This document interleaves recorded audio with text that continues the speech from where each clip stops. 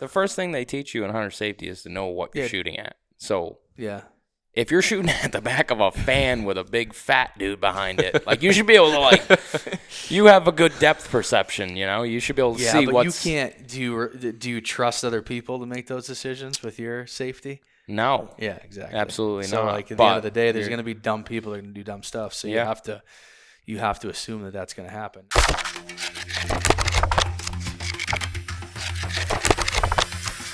Welcome to the Just Hunt podcast. All right, everybody. Welcome to the Just Hunt podcast number 10. It is nearly April, but not quite. The weather has been kind of not so fun. It got warm there for a bit, and now it's going to rain for a week and be wet and nasty. So a little tease. I saw a foot of snow for the weekend. It depends where you're at. There may be a foot. Some places. Don't tell anyone where I'm at, dude. Well, if you're up north, there could be a foot. Dude, don't say that. How many inches? What did you got a bunch the other day, didn't you? Fishing? No, snow. Didn't the lake get a bunch? Yeah, like 3. But my mom got like 6. Like 6, yeah. Well, to the west. Yeah. Yeah, my parents got a bunch. Did they? Up north, too. Yeah. Anyways, we have cameraman Chris on today. We didn't have anybody else, so we pulled Chris. He's been begging to get on. Dude, I've been begging. I'm so excited. Yeah, so I'm ready to be done with winter.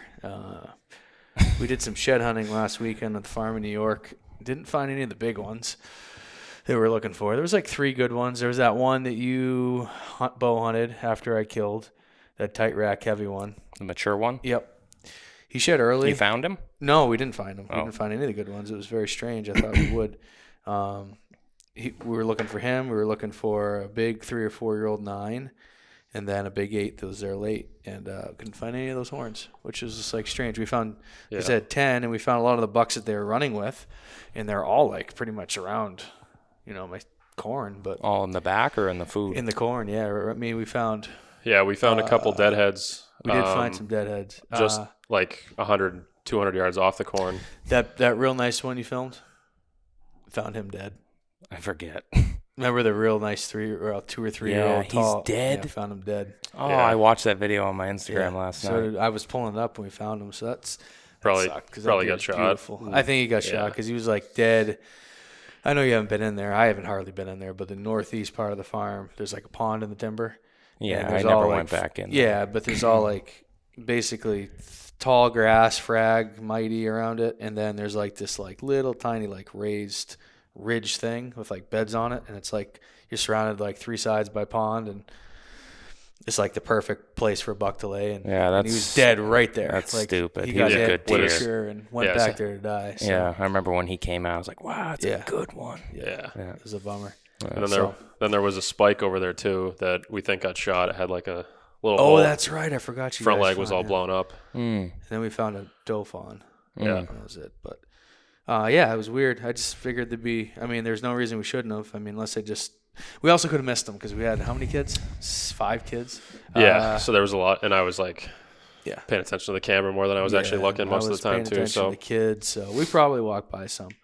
But they seemed to pop pretty good when we found them. I thought like you could see them pretty well. So yeah, I especially feel like if we were close, we would have. especially the second day when the weather wasn't as good. I couldn't believe the amount of antlers you found last year in New Hampshire. Yeah, That was wild. 7 in one day, I think. Yeah, that's wild. It- I've never and found. better. Oh, yes, I did. I found that set on the islands. Yeah. Yeah. Who was with me? Jamin. Jamin was. Yeah. Have you talked to Jamin lately? No. I haven't heard from him in a bit. I No. think is he fully out west? I think he just lives in his the head, woods In his head. and hunts bears with knives and films it. I haven't seen that fella in a bit. I should. Yeah. I think And, he's out you there. reach out to him, and he responds, but it takes him. He's like, "Oh, I just got this. I've been Yeah. like bear hunting for Dude, 6 I sent weeks." that during COVID. I don't think he's on very much. But yeah, so the shed hunt went okay. The kids were happy. I mean, they don't really care that much if they find big ones. And like I said, we found 10, mostly like 1.5 and 2-year-olds, I'd say. Everybody got one. That was the important Everybody thing. got one. Yep. Took us a little bit. Yep. For Dallas, Did a but little, yep.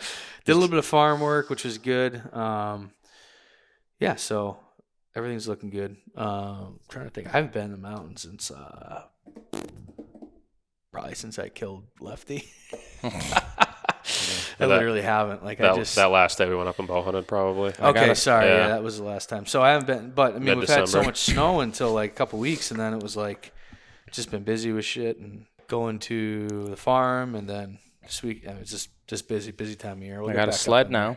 Now we can rip doubles up there. You bought one? Oh, yeah. That's right. What did you buy? Expedition. The most expensive thing you could possibly buy. Thing's nasty. Threw a light bar on it. What else you do? We got the auger mount on it now on the front. So you can just pull up and then drop an auger off the back and drill a hole? No, it's just... What's an auger mount? Or it's to hold it? Yeah, it goes right on the front. Okay. But if you put it off the sides or like the back, it gets covered in slush or snow. So you put it right on the front. It doesn't see any weather. This is for ice fishing, obviously. Yeah, put a big light bar on it. It's a sweet machine. Yeah, it is. It was very expensive. Did you use it a lot? When? I don't even have it yet. Dude, I used it a ton. The guy. When are you getting it? Oh, the guy from. Did you get a spring special? I bought a 25, so it was still on the showroom. I didn't snow check. And the guy at HK. Snow check. If you get a sled, but you don't get it till the following winter. So I would buy it. I would buy a 26 this spring. Gotcha. It's called a snow check.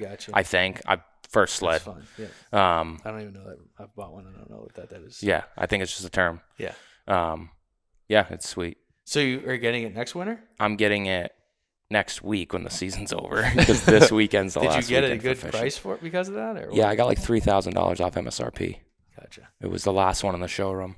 Gotcha. The guy from HK is like, we're going to have it to you next week, buddy. I'm like, awesome, dude. There won't be any ice or fishing seasons open. That's where I bought mine, too. Maine does stay open till April 30th, but I'm all set. Is there ice there in April? Up north. Yeah. Moosehead. Probably getting close to ice out, though. That first week in May is usually. Yeah, I don't know if I'd want to drive a sled. Well, yeah, that gives us a whole nother 30 days, though. I don't know. You'd be surprised. You can put that Expedition. It's a 650-pound machine. You can put it on 2 inches of ice. We do it every year, beginning of the year. Yeah, so he's had it for so long. He knows. Yeah. Well, Adams. Oh, he's going. Yeah. So have you caught any big fish this year? Yeah, it was a good year for a couple of guys. Yeah. 10-pounder, 11-pounder. Know of another kid that caught a 20-pounder. Braden hooked up last weekend. Did he? Lost him 50 feet away. I think it was a big, it was massive. Oh, did you see it? No, but you just tell. Yeah, How big you think? We use this tool to keep the braid off the ice. Mm-hmm. And I had it down in the water, and he was coming at us, and the fish must have turned and just went, and it just smashed the tool that we use. I don't want to say too much, but off the ice, and I was like, wow, and he was like, yeah, it popped instantly. So the bait came right out. I think there's a pretty. Can you tell if it's like a 10-pounder or a 25-pounder, or is it kind of like tough to say? Yeah, I think with a lot of the smaller fish, you get those big fast runs in shorts, like little spritz. But those big fish, they just take solid runs and they just go for forever. And he took like 650 feet initially. Oh, shit.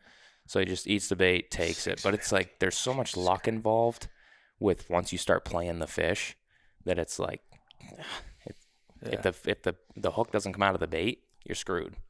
You pull the whole bait right out of his mouth. That's exactly what happened last weekend. I feel bad because he hooked up last season too. One hookup both seasons. I haven't caught a big fish in 2 years. And he lost the last one too, but whatever. Whew. That's what it is. How many days have you fished? Every weekend. Really? Yeah, you seem like you're always out there every time I wake up on a Saturday morning. You're always So was that like we 12 straight weekends or something, or? Yeah, 10? I didn't chase Lakers all year though. Oh, okay. I caught a 10-pound brown through the ice this year. That's wow. Yeah. He popped right at the hole, but that's my assumption. We kind of put a girth and length together. So massive. Made something up. Yeah, we just lied. 10-4. Yeah. It honestly though, dude, that thing was 8 to 10 pounds. 8 to 10. We were fishing. Yeah, it's 8 now. Dude, it was 6. 24 inches. We were fishing for rainbows. So like we weren't even really paying attention to browns. And a brown came to the hole and it popped right at the hole. We got a great look at it. And he swam off, and Braden and I looked at each other and we're like, oh, dude, who cares? It wasn't a rainbow. And then we're like, I want to see that, dude. It was the biggest brown I've ever caught. You caught it? Well, the hole did. Dude, the hole caught it. There was 2 inches of ice. There was no hole, like corralling it in the hole or nothing. But he posted it on TikTok. People were like, "What are you doing?" People were pissed. Oh, you took a video of it? Yeah. Want to check it out? Yeah. Oh, that is a really big Brent. I didn't know he had them like that. Yeah, it was massive. It was massive. Yeah, it's a giant fish. Jesus. We fished a lot of bows this year, just kind of hanging around. We had great ice, which we haven't had in the last 3 years, so we haven't really had to go to, northern New Hampshire or Maine or Vermont. We could just hang around, fish one at Pisaki, did some cusk fishing. Mm-hmm. Still haven't tried that, but they say it's pretty good. How did the Derby go? I didn't talk to you at all after the fact. So we were in second place for like the 3rd year in a row, and then this guy caught a broodstock 8-pound, was it 7-pound rainbow that the state had put in because they shut down a couple of their hatcheries, and that guy caught it and won. And I actually didn't think that it was going to be like allowed to catch stocked trout and put them in the Derby, but they let him put it in. It got to the board, and one of the biologists was like, "Oh, that's Jeff." Oh my God, Jeff! Like they knew the fish from its markings. Like, "Oh, put Jeffrey on the board, dude."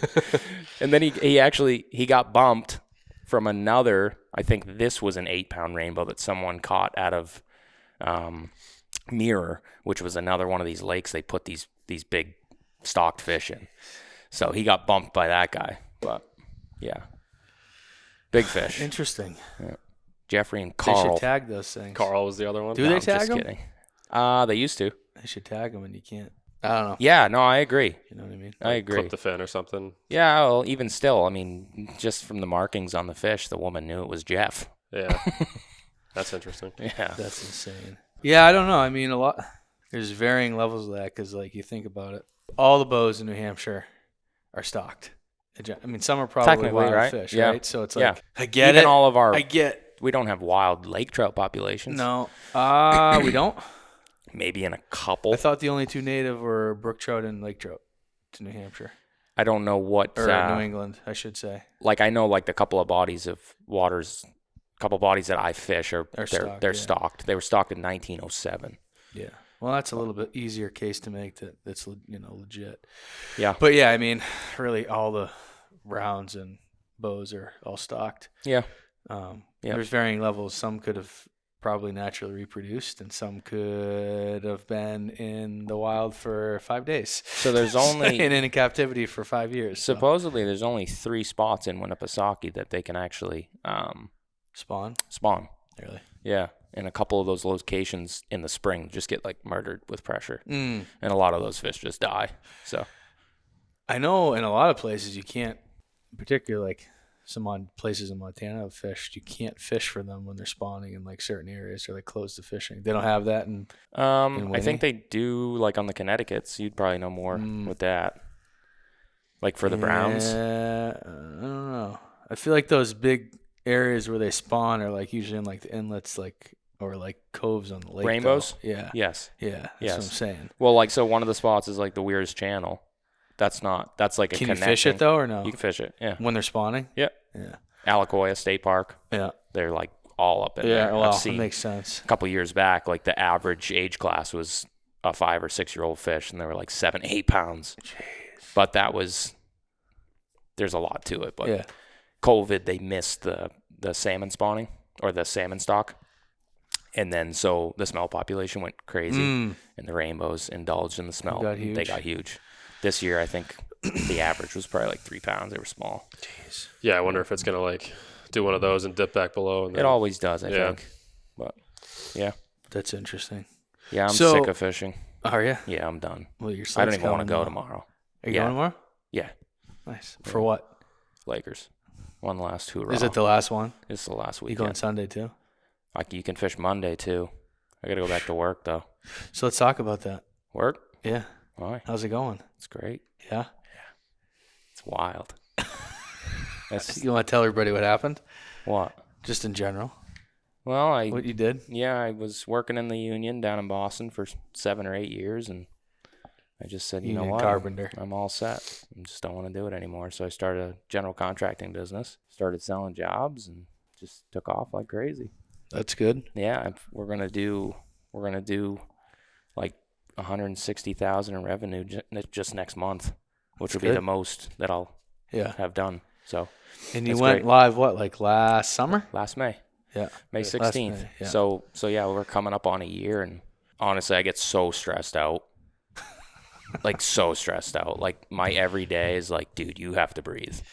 I'm like, because my head is like a million places. I'm just like running around. Yeah, every time I talk to you, I say, how are things going with work? And you're like, I'm just stressed. Because I care, honestly, because I care so much about the client, the customer. I care so much. I want it to be a positive, successful experience. And, Yeah, and you've had some issues already. A couple issues. Like the biggest thing is like just relying on like your subs to just show up and do a good job, right? Mm-hmm. It's like, that you'll do it right, but will they do it right? Yeah, I mean, and that's definitely something, not that I've had to deal with this, but I see it in other people that when they start their own businesses, then it's like a never end. You don't just like show up, work your hours, and then go home. It's like your mind's just constantly going, and there's always things you could do if you want. And I'm up sending estimates till 10 p.m. I do all my bookkeeping, everything. So it's definitely, I'm getting to the point where I have enough volume where I haven't picked up a tool in 2 months. So it's getting to the point where I'm kind of really just brokering and organizing and taking control of the whole thing. Got a couple larger projects that are coming up, a couple additions. Yeah. So those will be fun. And then eventually, I think the money's in new construction. Really? Yeah. If you can make 25% on a construction build, $700,000. Yeah. And you can do it in, 7 or 8 months. Mm-hmm. So you think like doing it for like a particular client or a developer or both or yourself, or what do you? I mean, ideally, it would be great to get into something where you're with a developer and you could build 20 or 30 homes. Yeah. And, even if you profited 10% on 30 homes, some security for a long time. Yeah. Yeah. That too. Yeah. Just trying to make the perfect team right now. Had some ups and downs. It was slow around Christmas. Yeah. I was like, wow, maybe I will have to go back to working for somebody. Yeah. And then I was like, come on. You ain't doing that. So, all of it's in the Lakes region. Have you done anything outside of that yet? Down near Concord. Yeah. Yeah, we did a bathroom remodel up at Chichester a couple weeks back. But yeah, hopefully it just continues to keep going on the up and up. Website's up. Got some SEO done. Brochures, business cards. Honestly, everything that's coming in is really just referrals or people that I know. Like there's so many people up in that area too, and there's a lot of money around the lake. I think people think that like if you go to the lake, that's where the money is. Like find the rich clientele. It's like honestly the best people to work with that I've noticed are just the normal middle class people that see the value in what you're doing, and they don't nickel and dime you on everything. It's like people want you to break down every single penny. It's like I have trucks, I have trailers, I have things to pay for. Like there's things that I just try to be as transparent as I can and open, and this is what it is. But that can be hard. Mm-hmm. Getting better at sales. It's all how you present it, Yep. Are you planning on taking time to hunt? Yeah. Or you are? Getting on a plane. 14 days. And you're going where? Tennessee. We're going to meet up with the group that we met last year down there. A couple of guys from Indiana, Tennessee, and Kentucky. You hunting public? Yep. Same. Did you go there last year? Yeah. That where you killed that turkey? Yeah. Okay. So Cody killed 2. Okay. Yep. I gotcha. Yeah, we'll go back there. I'm going to meet up with one of the guys. He's going to pick me up from the airport. Did we? Henry's going to meet me too. Oh, is he? Yeah, he's going to film. Nice. Yeah. Oh, cool. Yeah. Yeah, I just saw he bought a new camera or something. Who's gonna? Yeah, he bought an FX30. He texted that to me today. Nice. Are you guys just gonna be like switching off? I told him if you and the other guys who films who and stuff. Yeah, we got to figure out the gun situation with that. But yeah, I told him if I kill, I'd film him or whatever. How far is he from where you're hunting? 45 minutes. Oh, perfect. Perfect. Yeah. Yeah, it's perfect. You can sleep at his house. Good. I'm gonna sleep in a tent though. There's this big road into this WMA, and then there's this big like overhanging thing where you can have like camp. Yeah, it's cool. They got picnic tables and these guys like South Dakota. Not a little bit, probably bigger than that. At the lake. Yeah, I'm trying to remember what it looked like. I can't remember. I don't remember anything anymore. Like I have like dementia for sure. Retardation. Onset dementia. Is that like when it's coming? All set. Yeah, we know. Wonderful. So you're going to Tennessee. Is that what else you got for this? Are you going out to the Dakotas? I can't get Chad to answer me. Oh, really? No, I'm like, hey, when do you want me to come out and help you out? Hang some fence, plant some crop? No, I am going to call him here shortly. Yeah. I'm going to go up to Alberta too, I think, and shed hunt. Yeah.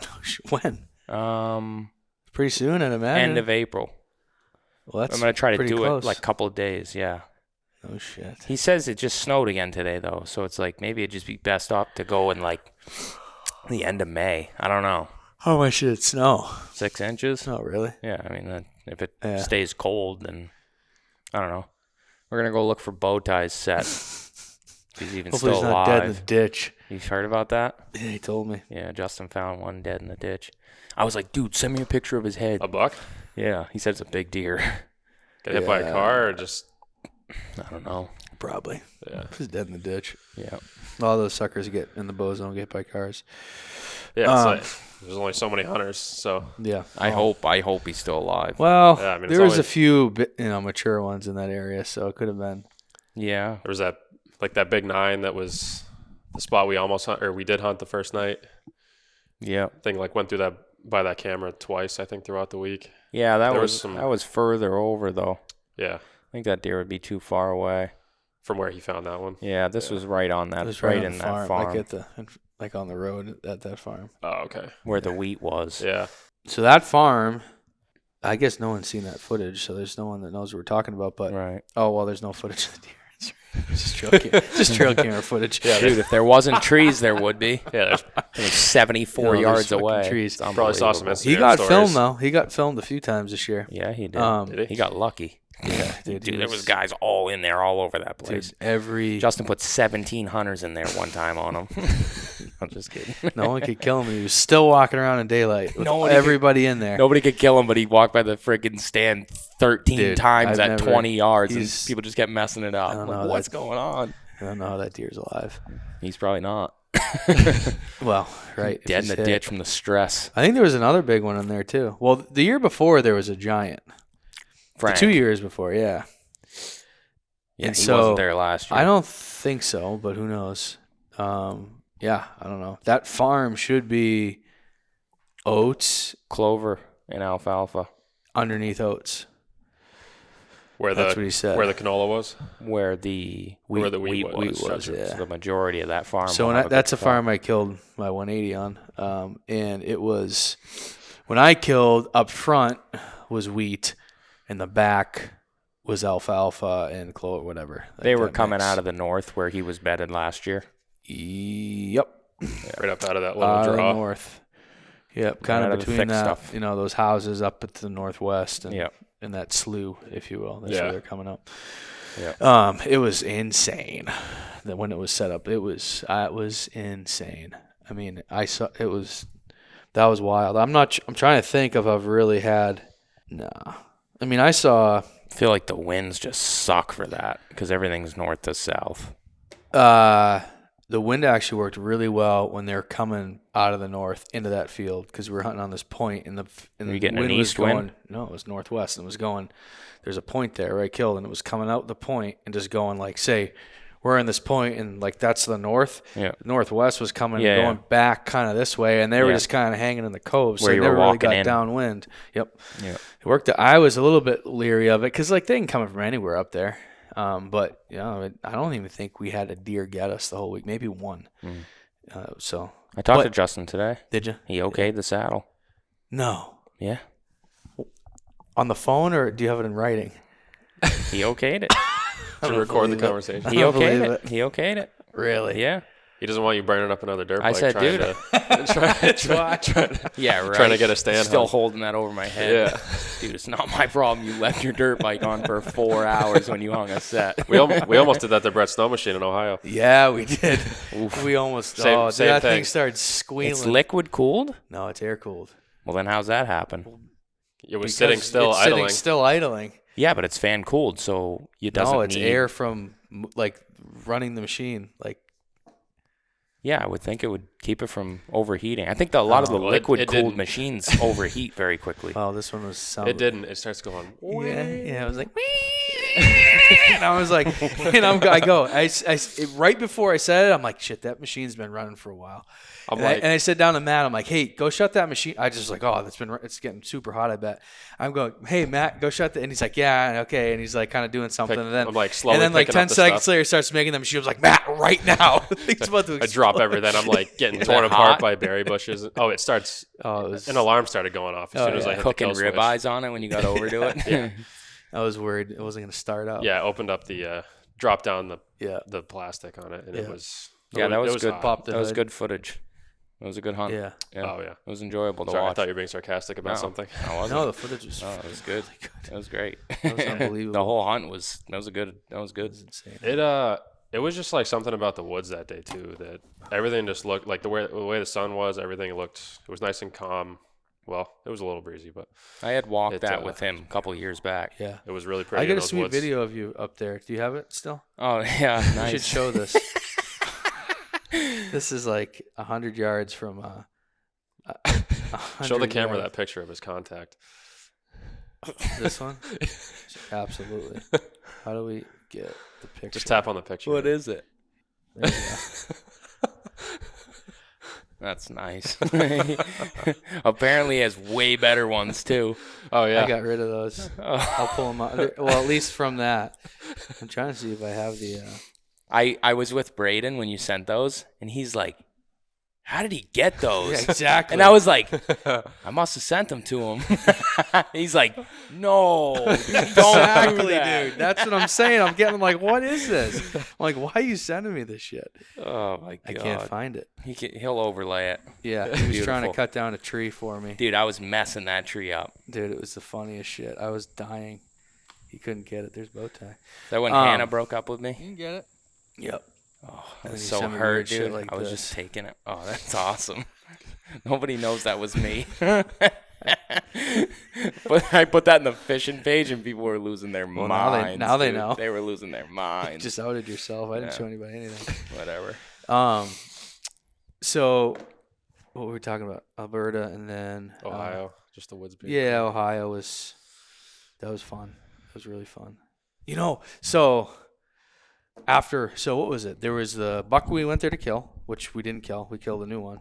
And then there was a really solid 10, like 3 or 4 year old with like the beams that were like like this. Yep. And then there was another 10 short tine thing. So there was like 3 good bucks there. I think there was another mature one too, just like a junky one. So there's 4 mature bucks. Before we left, so the family member that owns that place wanted to find sheds. So I went to the feed store after I killed, and I like took the snow machine and just like hauled a bunch of feed up on the ridge, like just to keep them around so you could find sheds. Mm-hmm. And they were there, and they all shed. And they ended up eating it all. And I put a lot up there, like a giant pile. How long did it take him to eat that? Oh, not long. Maybe like 10 days. A Henry pile? It was yeah. As much as I could with the snow machine, right? I must have done like 6 or 7 trips. Yeah. But he's sitting on top of bags. On the snow, on the seat of the snow machine. Oh yeah, sitting that on a 4-wheeler. I definitely have a picture of it. And so all those bucks shed, you get them, and they'd be like, go off, come back, you'd get them like multiple. Here, look at. That's a lot. So you were cutting that tree right there. Oh, I remember. Yeah, I remember that up there. That's exactly it's the top of that U. Yep. 100%. Yeah. So anyway, those bucks all shed, and he didn't find it. He found like a handful of sheds up there. He didn't find any of those good bucks. Oh, really? I was like, what the hell? Yeah. So probably strange. Probably just on the neighbors with it. It's not a big property, right? So they could be bedding off and coming on. But so that was interesting. But still some really good deer up there. And hopefully next year we maybe go back down. We'll see. see what's going on with the plans are. So you're going to Alberta, and I might go to Alberta. Maybe we'll see. Early, with you guys. Yeah. Oh yeah. Yeah. Well, maybe. Yeah. We're working on something. No camera guys this year. It sounds like. Yeah, we'll have to see. We'll have to be self-sufficient. GoPros on our heads. Stuff Whatever, like dude. I'll use throwing knives. Probably be more accurate than my You bow. should get one of those spears and put a GoPro on it. Yeah, just don't drop your bow out of the tree this time. Oh my god, that was so bad. I left last year. Matt and I were in Alberta, and I left my bow in the tree. Just because there's no point, like we're going in and out, same trail, trying to be ninjas going in there. So I left it up there. And did we have a picture of him going out to the canola so we knew he was out there? Yeah, we knew he was in there. We were like, freaking sneaking in there. Dude, be quiet. Get to the tree. I'm climbing up. Where the fuck's my bow? It was on the ground. I just had my headlamp like. Oh, it was in the dark? Yeah. Well, we weren't even using our headlamps. Like we literally were like had the red on and we were like holding it to the ground. We were ninjas going in and out of there. I'm telling you, we were dead silent every single morning and evening. It was great. We did very good job. We were getting in there real early and it was taking us just a while. Sitting down on the ground, like awesome. To go that last like 200 yards, it would take us quite a while. Awesome. It's important though this time of year, or that time of year especially. Yeah, because he was not going. He was moving like a couple hundred yards. Area. That was He it. was right there. Freaking tiny area. Right there. Yeah, that was. I'm surprised. I can't believe you didn't see that deer. Like that was nuts. I was so certain I was gonna see him. I was like, dude, tonight's the night. 20-yard lanes, easy money. Like we're gonna see him. He's coming out of there. So this is the funny part. How many deer did you see that week? 6. Oh, did you see that many? Yeah. I thought you only saw like 2 or something. Well, yeah, We the saw biggest one buck. we saw was a freaking 4. Yeah, a 4-pointer. Year and a half old. That's what happens though when you I was about to shoot it, the big dude. ones. That's an expensive 4-pointer. Yeah. Yeah. No shit. Oh man. Are you going? So you're gonna? Do you have anything else you're doing? We don't know yet. Well, the guys are coming up that we met last year down in Tennessee. They're gonna come up and have a camp with us. For turkeys, you're saying? Yeah, in central New Hampshire. So we're going to do that.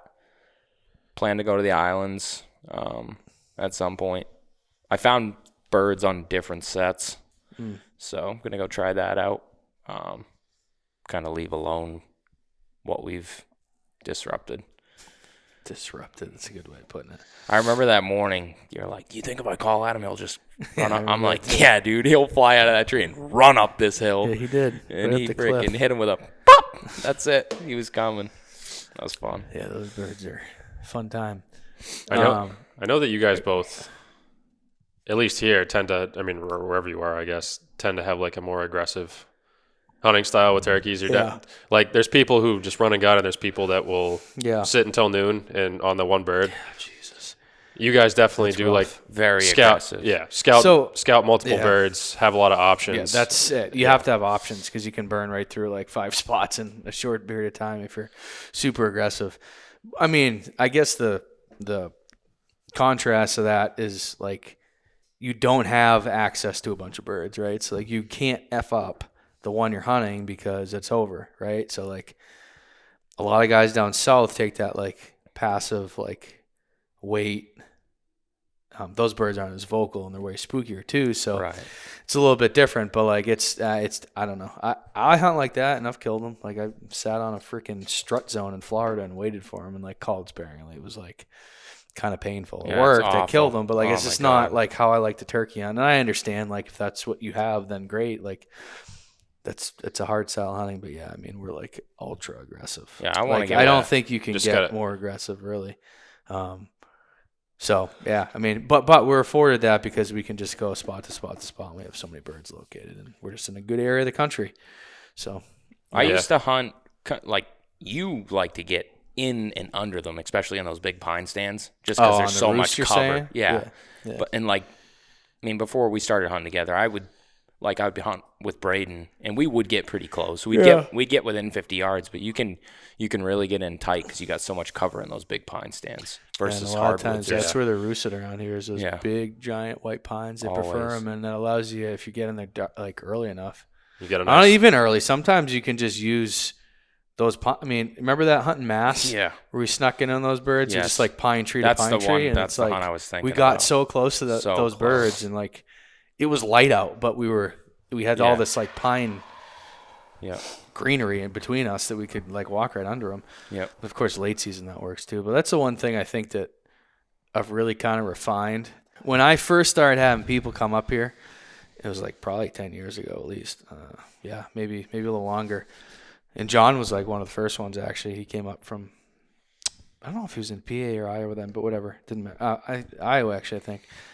And I was like always like, I think like we can kill. I don't know if I've had anybody that's come up here and hunt with me that hasn't filled their tags.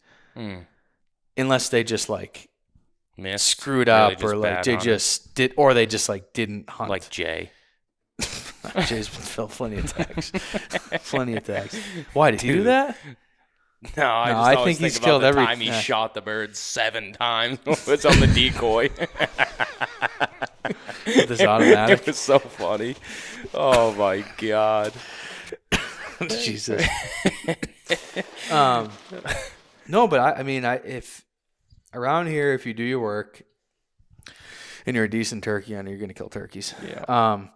But yeah, I was like so worried, like inviting people up. I'm like, I hope they have a good hunt. I hope they kill a turkey. And then it was like John or whoever the first spot. Okay, they got one. And then I'm like, oh, maybe I can get someone. And then they'd get him. And then it's like 5 years later, I'm like, I don't think I got to worry about it anymore. I think we're good. Like, I think we got this kind of figured out for this area. And really what it comes down to, we kill a lot of our birds from roosting them and getting in tight because it's so effective.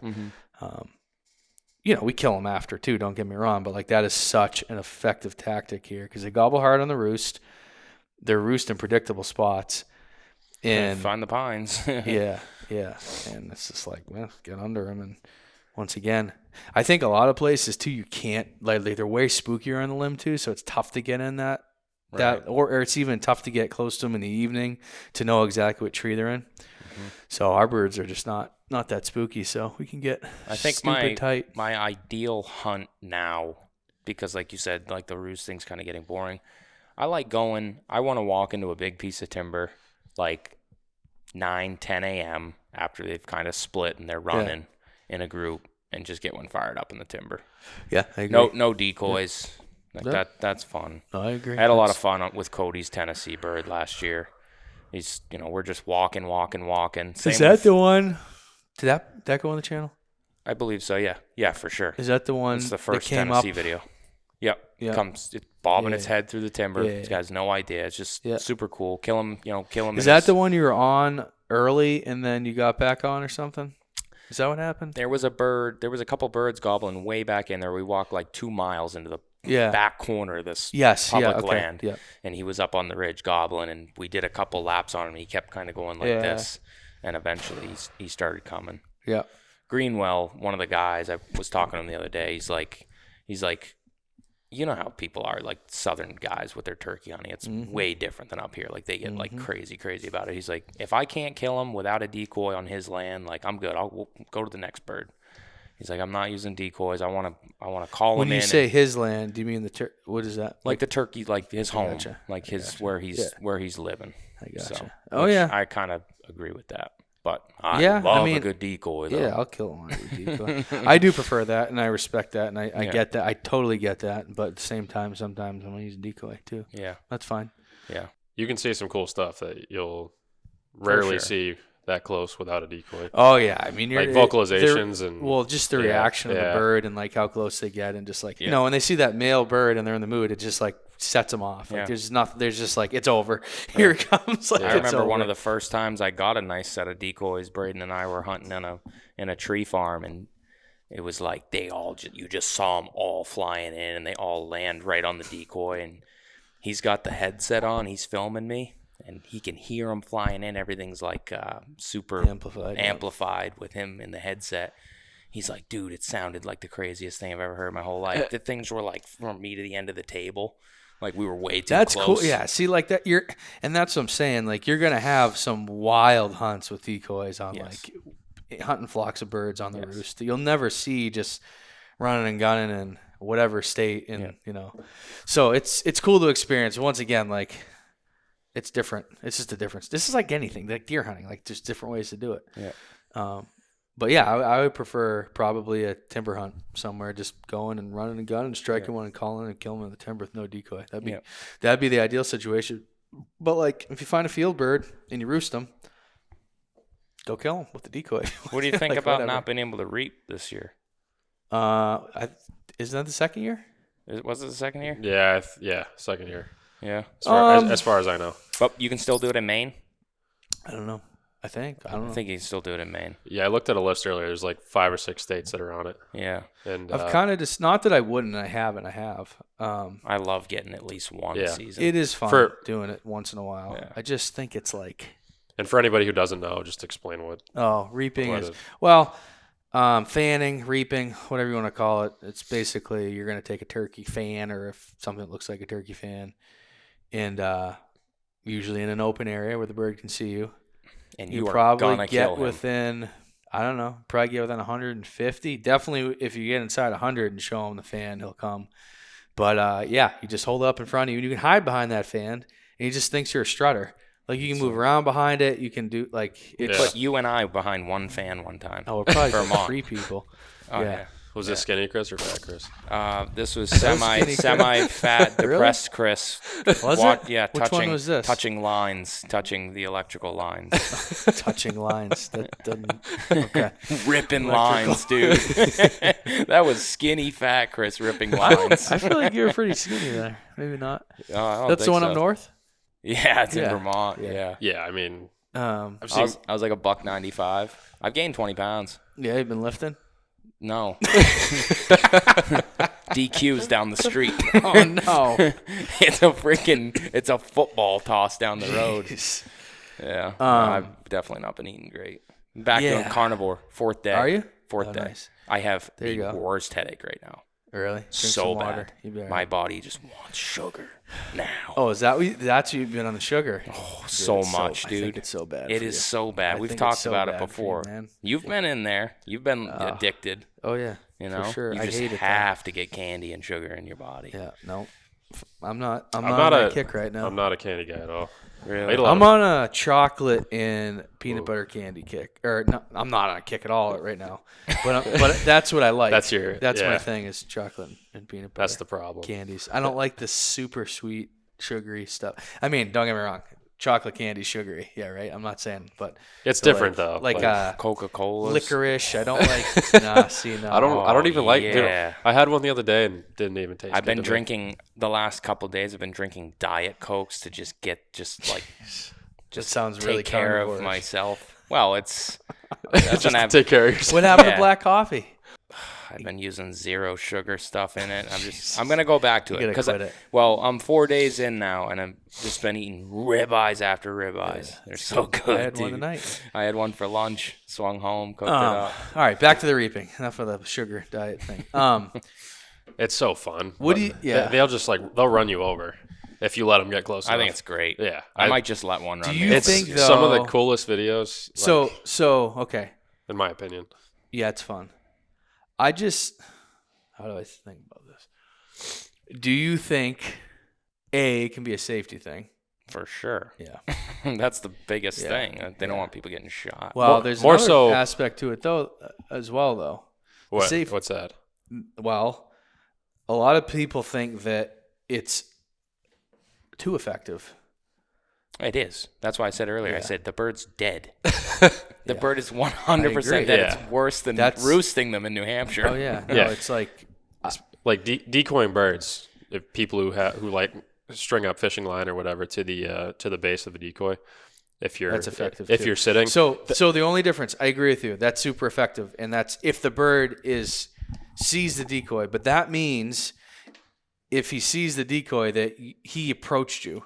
Because he couldn't see it, and then he can because he came in. So at least you got him to approach you a little bit to see the decoy. Even if it's 300 yards away, he's probably coming, but at least he came to you a little bit. With the reaping, you don't even need that. You can go to them and kill them. They could be especially not responding to a call. They could be paying you no attention in the middle of a giant field, And especially no way you kill them without a fan. Any other way other than with a rifle, which is illegal in most places. Especially in late May when you got like a foot and a half of grass that you can get down in. Super and then deadly. just come up right out of the top of that with that fan. Deadly. I thought you were gonna say a foot and a half of snow. I'm like, what? Yeah, super deadly. It's I get it. I just and I'm not gonna complain about if it's legal. Go for it. If that's the way you like to hunt. The first thing they teach you in hunter safety is to know what you're shooting at. So if you're shooting at the back of a fan with a big fat dude behind it, like you should be able to you have a good depth perception. You should be able to see what's. You can't. Do you trust other people to make those decisions with your safety? No. Yeah, exactly. Absolutely so, not. At the end of the day, there's going to be dumb people that are going to do dumb stuff. So you have to assume that that's going to happen. Now, you wouldn't shoot a fan, and I don't think. And I wouldn't. Come on, dude. But there's probably some people out there that may. Oh, for sure. Well, especially the ones that it's just looks like a decoy that's flat and it's got a head and everything on it. Well, that's that's bad. Like a Dave Smith strutter. Yeah, dude, you can't see the 6 dudes swimming behind it, crawling in behind it. Okay, but what if it came over her eyes and you couldn't see? You could just see from the wattles up in the fan. I'm not saying assuming that there's a bird in between you and the hunter and another hunter on the other side of you. You and the bird and the hunter. So there's another hunter here. Yeah. There's a bird here. Yeah. And this is you. And you've come up over this hump and you have your decoy there. No, I'm saying. I just think you should expect you could get shot at. Just be careful. No, listen. Yeah, I understand that. I'm saying if you're a shooter. Yeah. And someone comes up over a rise in low light with a DSD strutter. Yeah. Call boom. I'm just saying, I'm not saying I'd shoot that, but I'm saying I understand if someone did, is what I'm saying. So those things they look good. Dude, You can't hide behind those, though. Yeah, you're seeing that army of guys. It's not always an army.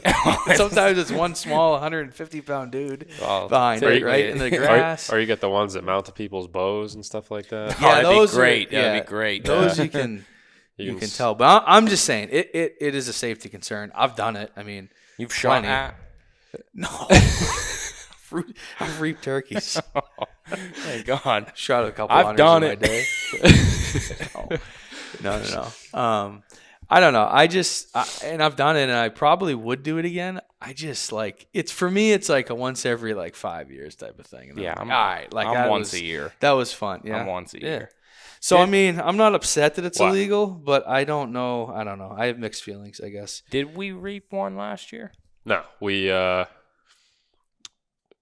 up against a stone wall. That one in New York that came in behind us, and then what other bird? We didn't kill another bird. Gotcha. I will say not I did with least. Jay this year. That was the one. Yep. So I am okay with decoys. Pretty good. Once again, if they're approaching you, if you're sitting there and there's a bird coming and he's hung up and you grab a fan and show him the fan and then he comes, that's not as bad. But when you literally there's a bird, there's no possible way to kill that turkey, but you just approach him with a fan and he charges you. It's cheating. That's freaking it's borderline. But I know a lot of people do it and it's fun. It's just fun. It. It's fun. I remember the first time I did it, I was just dumbfounded at how effective it was. I shot a state record Maine bird doing it. A state record? It's in the record book. Yeah. Is it the state record? No, it's all right. Let me go back a little bit. All right, what was that? It scored what did you shoot? It scored 70. It's like the brown trout. It was a 27-pound turkey. It's the 10-pound brownie I almost killed he caught. It scored 76 points. Yeah, what number was it? What do you mean? Where did it rank? I don't remember. Well, how can you say it's a state record? You don't even know I'm just saying it's in the record book. Okay, there you go. In the record book. I've never even thought about this. How do they even score a turkey? Beard length. What are the criteria? Okay. Beard length. Spurs. Times 2. Weight. And spur length times 10. Yep. All right. State record. You get extra points for multiple beards. Yeah. Okay. Yeah, that's how you do it. But scoring turkeys is whatever. I hunt turkeys. I don't know. I just like to hear them gobble and call them in. I don't really. One thing I was talking. I mean, it's cool, but I think this comes from you potentially. I was talking to a guy the other day, and I mentioned that, like, well, you guys have had turkeys in the South for how much longer than we've had turkeys up here? So is it like, do they need 30 more years of pressure to get as smart as those Alabama birds? You know, it's that's my theory. I just think that the newer turkey populations, which happen to usually be in the north because they're going north. I mean, they're as south as they can go. They're in South Florida, right? So in South Texas, they can't go any more south. But there is areas of like northern New England.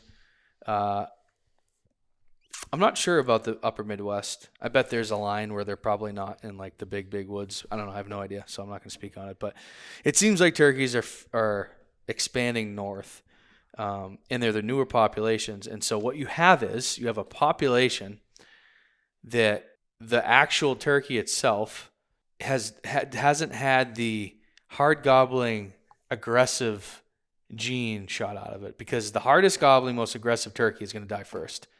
100. That's what's going to happen. Like, call a bird, he comes running in because he wants to breed, or if you put a decoy out and it's that one, that's the bird that's going to die. So if you have a population and you just eliminate all those aggressive birds off it, right, like consistently for years and years and years, my opinion is that this is going to become more like a less aggressive turkey. I'm sure that gene will still show itself over time, but I think in general, you get rid of that. And then once you do that, now you have a turkey that's harder to kill, and now you have to have a better hunter. It's a better caller, has more patience, has more woodmanship to kill it. Southern birds are probably less. They probably gobble less. They're less aggressive. They've been pressured and hunted by really good turkey hunters, so they're just way savvier. That's what I think. I mean, I mean, it's a theory, but it's weird how tradition I don't know what down else. There is like. Oh, they love it. Turkeys like deer up here. People up here just like straight disrespect turkeys. They do. They do. They literally do. Well, stupid things. Yeah. Literally. I'll shoot him in my backyard. Put them in a swing and take pictures of them. Yeah. Dude, who did that? This guy flipped out. I said to him, I'm like, dude, take the turkey out of it. Take it out. We got to do different photos. No. He like waited till it was stiff so the neck stayed up straight. Yeah, I didn't see much disrespect in it, but I can see what. Dudes up here disrespecting turkeys. He does that. I don't see any disrespect in that. Okay. I didn't do it in a disrespectful way. I just. You ended up with a disrespectful result, regardless of which way you did it. He was swinging, dude.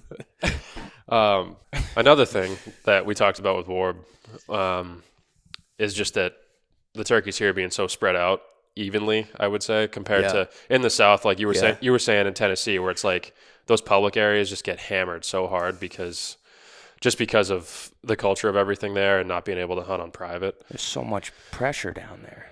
Mm-hmm. Yeah, compared up here. You'll drive around. Yeah. Sorry, go ahead. No, that's all right. I was just I was reading a study earlier today, actually, from University of Georgia, talking about gobbling and how pressure affects it. I'm going to butcher it now, but I think it was over 500 feet or 500 yards, one of the two, away from a public access point, gobbles increased by like 40%. So essentially earshot of... So just that... Pretty wild. And areas that got hunted, they did areas that got hunted like once a week or not at all to 2 to 3 days a week to hunted very heavily.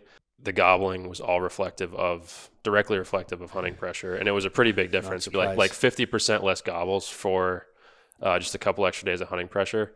That's another big factor in addition to that. So I'm going to comment on the, think about this for a second. The birds that can be heard from the access point, right?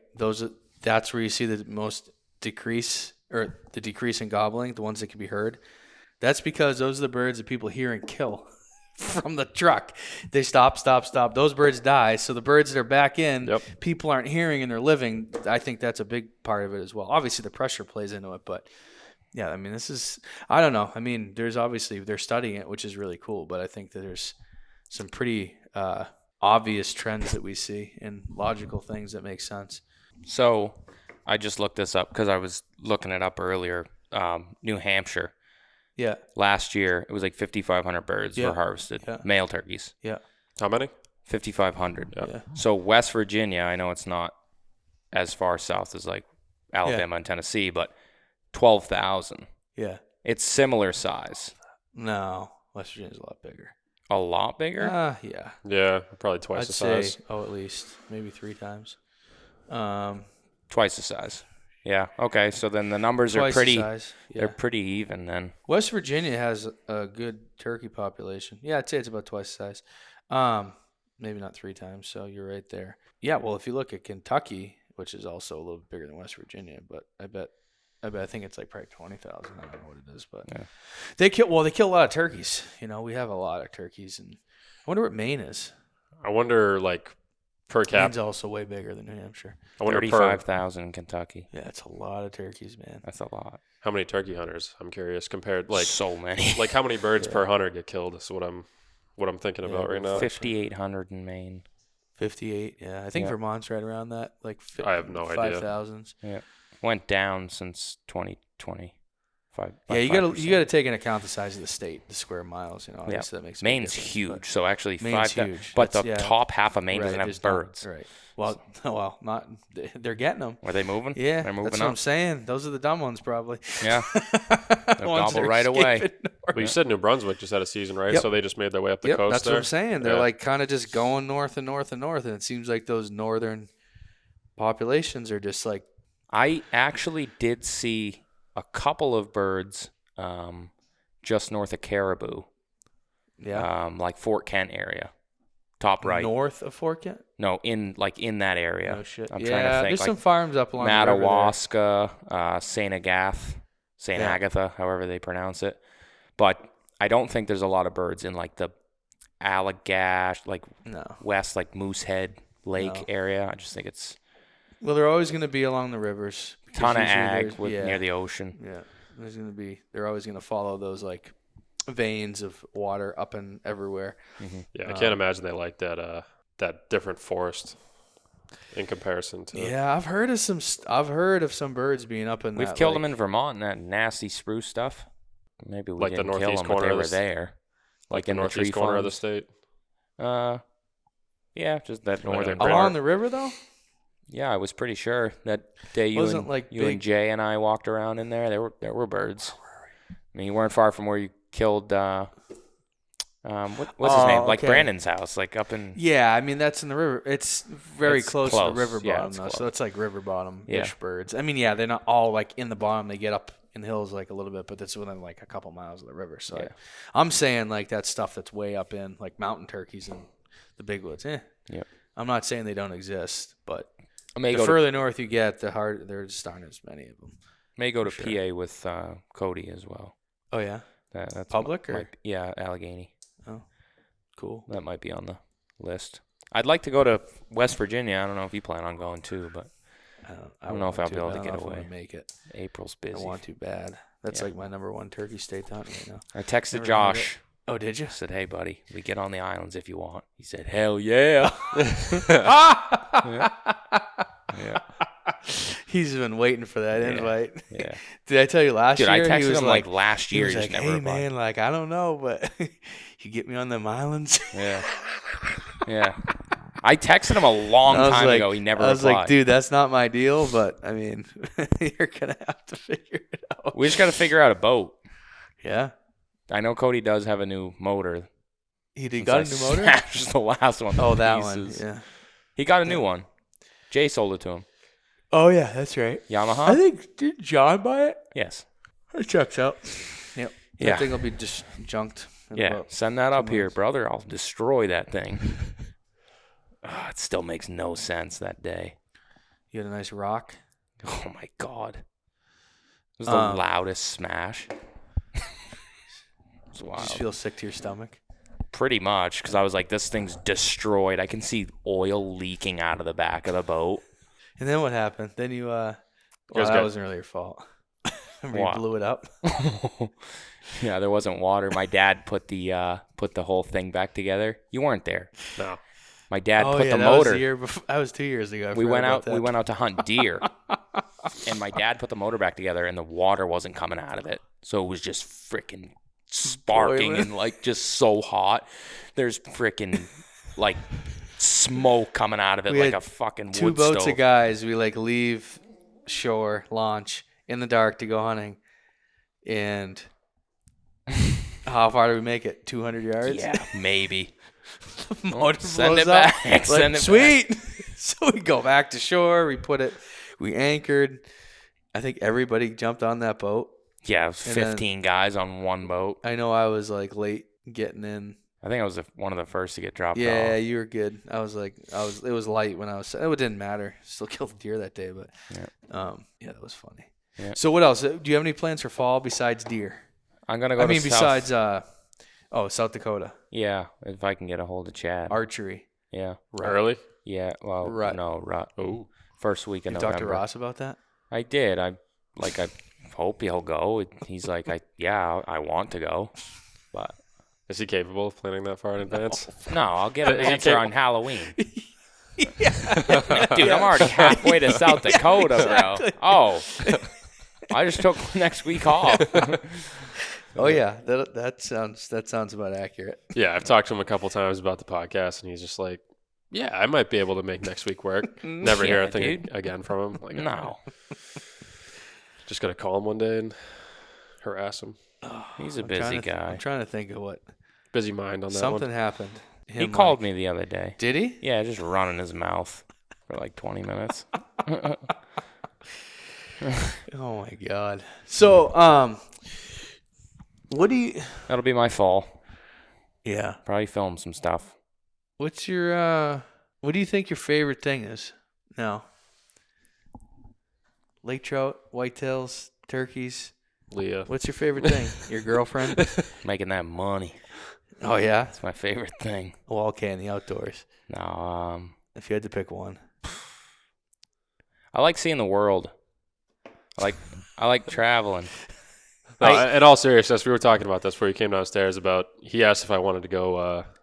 I had any interest like traveling to turkey hunt next spring. Yeah. Just lining stuff up, and I was like, yeah, I've never have, but I just last year was my favorite trip. How many turkeys did you watch die? Either so from many. you, either that you killed or that you were a part of? 20. Yeah. 20 plus in the spring.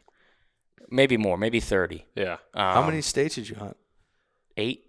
You did? Yep. Wow. That was pretty high. So I may have argued with Cody throughout that entire trip. But I even said to him you today. Sure did. I even said to him today. I said, you know what? It was still one of the funnest trips I've ever done. And he's like, hey, we were tired. That's what you say. You two are at each other's throats. Oh, and we're just like, God. I'm in New Hampshire hearing about. I'm like, guys. Carried right into New York too. Oh yeah. I showed up and I just get stuck in the middle of that. Oh yeah. We're like first. We're trying to roost birds and they're just like arguing. I want to sit on this tree and Cody's like, no, we're sitting over there. I just don't. And they're like, that just doesn't make sense. So they ended up we split up and went to. I love Cody. He's a good kid. As much as we argue, he's a good shit. We were arguing so much when we had left Kentucky to get to Indiana. And the second he killed that Indiana bird, you're like, yeah, let's go, Chris. Yeah, we're buddies again, dude. Yeah. When you get two hard-headed people together, it just... He thinks what his, he's just stubborn like I am. Yeah, exactly. That's all it is. Like, but that was my favorite trip. I like, if I could say I could go catch a 35-pound lake trout. Yeah. Every weekend, it wouldn't even be fun. No. But that was an incredible experience. Okay, so caught how about some big this? ones since too. Okay, so have you anything that you've caught or killed? Is that lake trout the most significant one to you? Probably that fish. Yeah, I understand. Because when it was coming up, I'm like, dude, we might have just broke the state record again. So yeah, that was cool. We were talking about how like the equivalent to a deer. It's like, well, I think that fish is way more. It's like killing a 230-inch whitetail. Yeah, I've never. How many 30 whatever pound lake trout to it? No, but look at all that. It's not. That's way harder than killing a big buck, I think. Yeah. So, yeah, but let me. Yeah, what do you think? This? Do you think so much you time. still think bow tie? If you kill bow tie, you think that fish would still overshadow bow tie? And bow tie is the Alberta buck, by the way. Yeah. You hunted last year, and you're gonna go up and shed hunt for. Even if he's a Boone and Crockett whitetail, like I don't know. Oh, I think that lake trout is more impressive. Yeah, feat. I do honestly. How many hours do you think you had into that fish? 1,500. Yeah, I counted. It was all the weekends, 3-4 day trips, 2-day trips. 15. You get like 17 hours every weekend on a 2-day. Beginning of the season is usually longer. I spent a whole season without even getting a flag before that. But knowing what I knew and a new system that we changed, made better presentation for those old big fish, it just worked out one day. I got a couple other bodies of water that I fish, but I don't know. I don't think it'll ever happen again. A fish that big? No. You don't? No, I don't think it's there. I think we've caught majority of the fish in there. Yeah. In that specific area. Yeah, I think that would be the biggest one. You don't think another body of water somewhere else has a potential for that? I do, but I think they're harder to catch, larger, bigger, yeah, more area, lower odds of hooking up. Yeah, that makes sense. 1,000 acres versus 20,000 acres.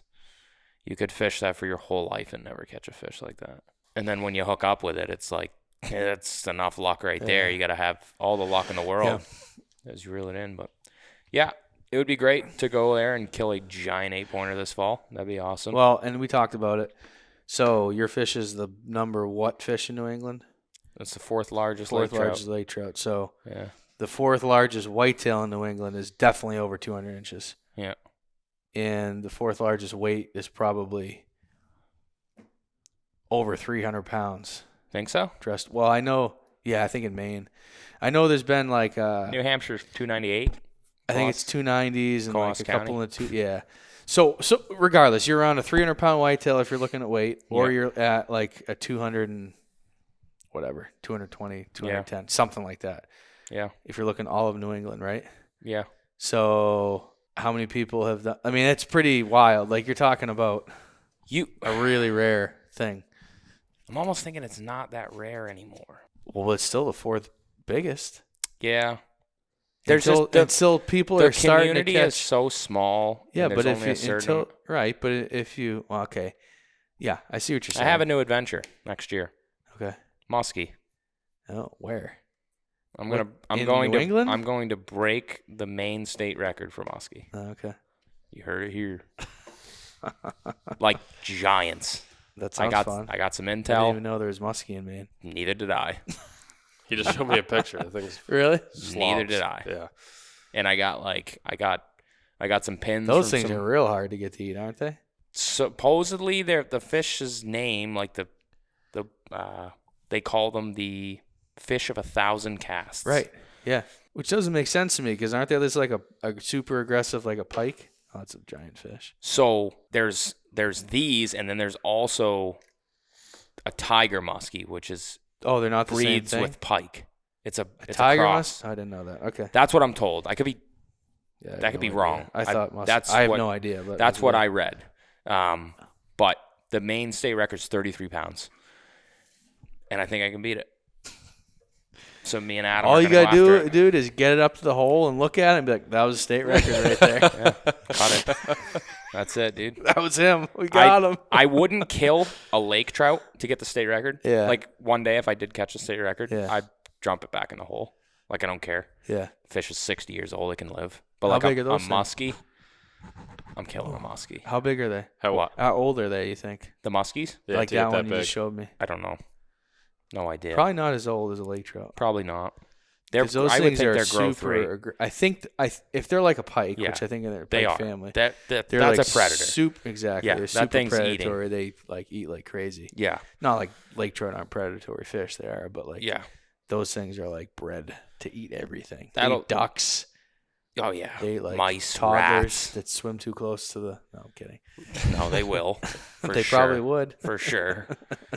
That'll be a fun trip. We're gonna. The first spot is through the ice. Yep.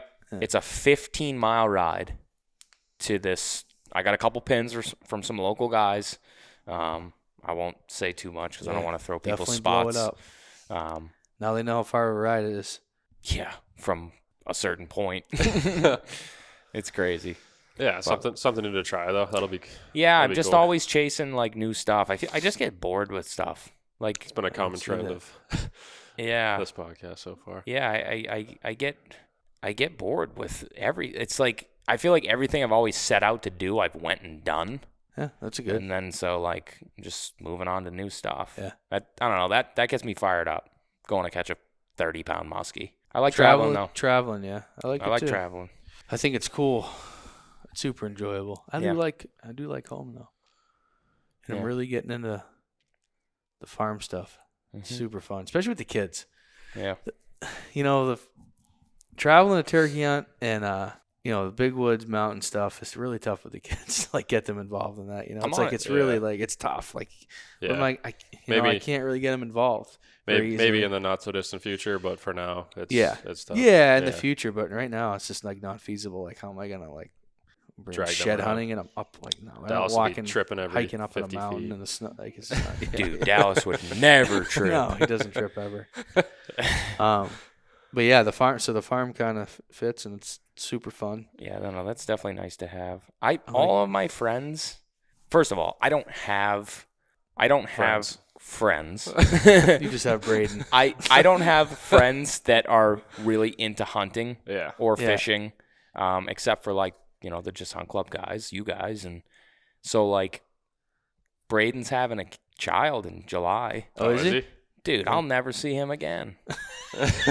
Like, I just keep thinking, and like Leah's super laid back, and like, yeah, I've been dating her for 4 months. That could totally change. She could be a psychopath, but she's gonna listen. I'm gonna text her. I got her number now. Oh, she'll listen. Here, I'm gonna text her right now. Make sure you listen to this pod. Chris called you a psychopath in the making. She's a good shit. It's been more than 4 months.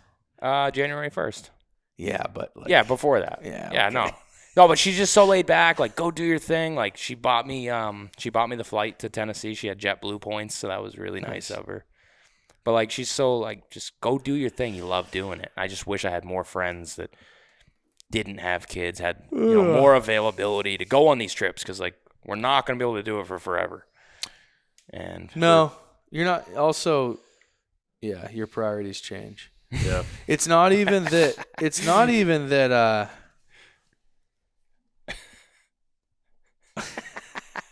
I told him what you said. I don't know. I can't text. I was gonna say Brett says he's gonna punch you right in your mouth. Oh, your sloppy mouth.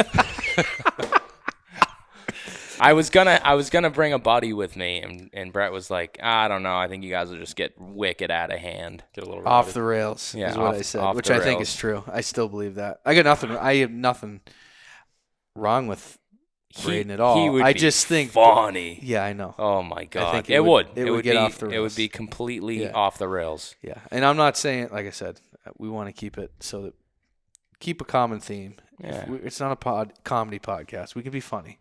You can make jokes. We should do like a Kill Tony type of thing. Yeah, once again, you fucking light your candles in the dark and do a Kill Tony episode with your underexposed image. I will. Oh my god. What was the last thing? Oh, so yeah. Well, the thing you have to, and what I'm realizing is like, I want to travel still, but I don't want to travel like I used to. Like I just don't want to. I'd rather do other things. So it's not that I can't. I probably still could. It's just like, do I really want to? I'd rather, the thing, once my kids are older and gone, it'll be I can do it again. And that'd be a long time though. Yeah. You have 13 kids? 15. It'll be 17 years, which is fine. I'll be, what is it? I'm 38, 48. Yeah. Late 50s. Should be in good shape still. I'm be good to go. Yeah. And then obviously once they get into high school, like it's a lot easier when Yeah. I mean, when I have we'll have 2 girls in high school and the rest will be in college. I mean, I'm probably have more time. But my point is like that'll be a fun time. People look at having kids and like not being able to do stuff as a negative, but like, and I used to a little bit, honestly, like I did, but when it happens, you kind of realize it's not really like, oh, I can't do this anymore. It's like, no, you just want to do something different, and that's okay. Like, doesn't mean you can't come back to it. Yeah. So I don't look at it as like, I can't do the things I want to anymore. It's like, well, no. I mean, and if you are feeling like that still after having kids, maybe kids weren't a great idea for you. I can't wait to hate my kids. Yeah, I'm like just getting down that road right now where I'm starting to. I've been a few places. hunted deer in Ohio, Nebraska, and a couple other places. But I'm at the point right now I want to see like as many places as I can. And I mean, I think it's regardless of like what the outcome is, or like not chasing like giant anything, just like seeing these places and experiencing different stuff. My thing is this at this point. It's like there's stuff I want to do. Like I want to hunt stuff besides whitetails. And I love to hunt turkeys in a couple more places. But I've been enough places and experienced enough stuff and killed enough animals that I'm like, do I need to go? I'm still going to hunt hard and go and do shit. I'm not saying that I'm not going to. But do I need to go crazy right now in my life to like, I mean, how many heads do I need to put on the wall? You know, like I could back off a little bit, you know, enjoy my kids and their childhood and be there and enjoy that part of life. And then go back, kids are gone, and then go back to it. Yeah, hunt like a maniac when I get, just a different time. And I think some people just look at it as like a negative. I'm like, it's not really, and I did too. Like I get it. Like I had that at first, and then I just kind of like realized like, hey, this is way more meaningful and rewarding than just freaking going to another place and killing another buck. Like it's fun. I'm still gonna kill bucks. Like I've killed 4 this year, right? Like I'm not saying I'm stopping. Yeah. It's just like sometimes you start to back off. Like, I don't need to really go like 1,000% all the time and everything. Mm-hmm. But it's easy for me to say that because I've killed these animals and traveled all over and experienced all of it. So once again, encourage anybody to go and have those experiences while they can. Yep. Get on the road. But like, how many more do I need to? Like, I don't need to sacrifice time with the kids or the family right now to go do more of the same shit I've already done. So let's get on the road next year, Matt. Let's go do some stuff. Mm-hmm. Then I'll get home and hate my kids. Yeah, you'll probably have one by then. Kids? Huh? You gonna have kids soon? He's gonna have one by next May. Coming, dude. Man. No. How long you think we should bet? Oh, of course she wants children, but if she wants to have a kid with me already, you are a psychopath. Yeah, she's awesome. She really is. How long you think? What's your guess? Just guess. See what happens in like 3 years. Okay. 3 years. I was gonna say 2 to 3. I mean, I'll be 30, man. I gotta have kids eventually. Are you older than me? I hope so. How old are you? 28. 28. I was 28 in September. Okay. Yeah, I'll be 28 in May. Gotcha. Yep. Yeah. I don't know. Yeah, like 3 years. Yeah. Have some kids. That sounds about right. Yeah. Have some kids. Yeah. I'll probably have a kid before you. Really? High probability, yeah. Why? You doing some risky business? No. I just feel like... You got a new girlfriend? Oh, yeah, you said you did. Yeah. Newer, yeah. Kids are good. We'll see what happens, dude. Let's keep having them. Unless you're Chris. Yeah, hate them. Unless you're me, dude. Oh, man. Right. I want to go hunting. Let's end her. Hopefully you guys enjoyed this one. It's kind of more of a BS with cameraman Chris since we couldn't find anybody else to come. No, I'm kidding. Turkey season is fast approaching. I think, when do we even start? We're getting a late start this year. That's all right, though. May 3. What's that, April 3rd? What'd you say? May 3? No, I mean, who's hunting first? Oh, When's that? That's April like 12th. April 12th. Yeah, Tennessee. So West Virginia. Right around mid-April. Yeah, so I don't know if I'll be out that early, unfortunately, but that's all right. We'll figure it out. But I'll be having fun for you while you're with your kids. Send me pics. Well, my kids are going to shoot some turkeys this year, so go. that's what I'm excited They about. did last year. Yeah. That was fun. Yeah, it was. That video just came out. That is fun. I watched it. They were pumped about that He's video. Right here. Dallas, I know. Be quiet. Oh, that was fun. Yeah. All right, guys. Hopefully you enjoyed this one. Matt, you got to say your bit?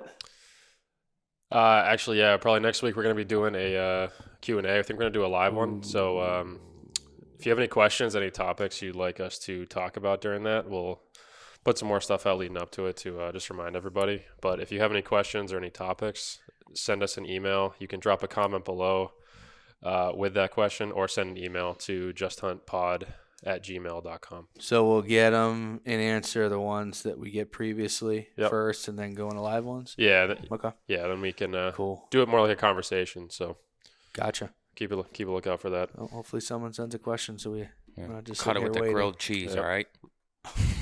Did you get that finally? No, I don't even know what that means. I never watched your video. I thought you liked Shane Gillis. I do. It's funny. You got to watch it. I'll All watch right, it. guys. We'll see you on the next one. Thanks for watching.